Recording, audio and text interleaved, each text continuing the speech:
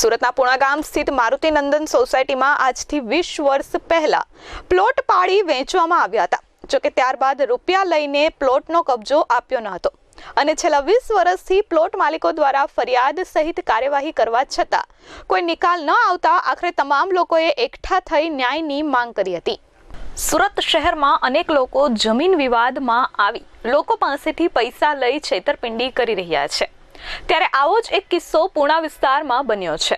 પુણા ગામ સ્થિત મારુતિ નંદન સોસાયટીમાં બિલ્ડર દ્વારા પ્લોટિંગ પાડવામાં આવ્યા હતા અને જેમાં અનેક લોકોએ રૂપિયા આપી પ્લોટ ખરીદ્યા હતા.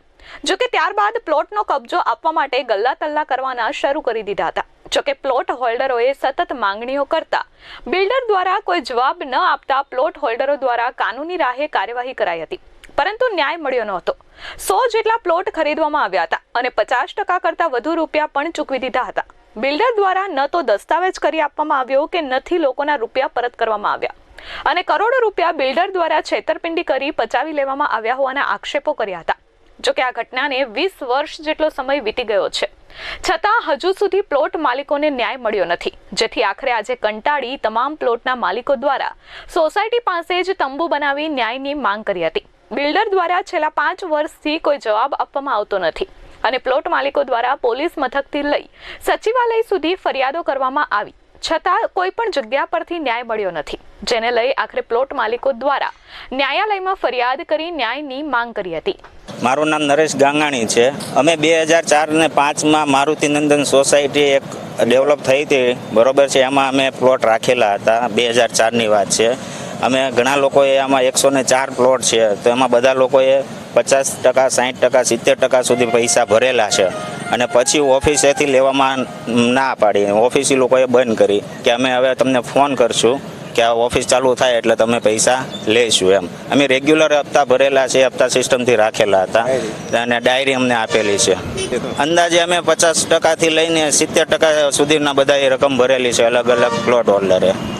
હા, અમે છેલ્લા 5 વર્ષથી એક્ટિવ છીએ અને આ અમે અલગ અલગ જગ્યાએ અહીંયા કમિશનર કચેરીએ અરજી આપેલી હતી, પોલીસ સ્ટેશને આપેલી છે, અલગ અલગ જગ્યાએ ગાંધીનગર પણ આપેલી છે અને અત્યારે અમારે સિવિલમાં કોર્ટમાં મેટર બી ચાલે છે, કેસ બી કરેલો છે.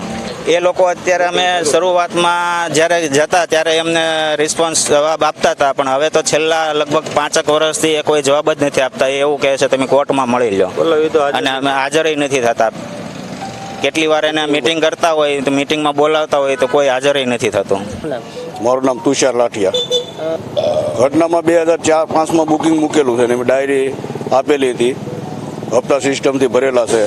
60-70%, 80% સુધી માણસો ભરેલા છે અને બધા માણસો મીડિયમ વર્ગ મજૂરિયાત છે, નાના માણસો. ધીરુભાઈ રવજીભાઈ સોજિત્રા દ્વારા ફરિયાદ કરેલી છે. અમે 14 જગ્યાએ નોટિસ આપેલી છે, અરજીઓ આપેલી છે, એનો કોઈ જવાબ હજુ નથી મળેલ ક્યાંયથી. અમારી જગ્યા જોવે. 50-60%, 70-80% સુધી બધા ભરેલા છે. કોઈ 50% ભરેલા છે, કોઈ 60% ભરેલા, કોઈ 70% ભરેલા છે. 80% સુધી પેમેન્ટ ચૂકતે કરેલું છે. 104 જણા. Bureau report S24 news, Surat.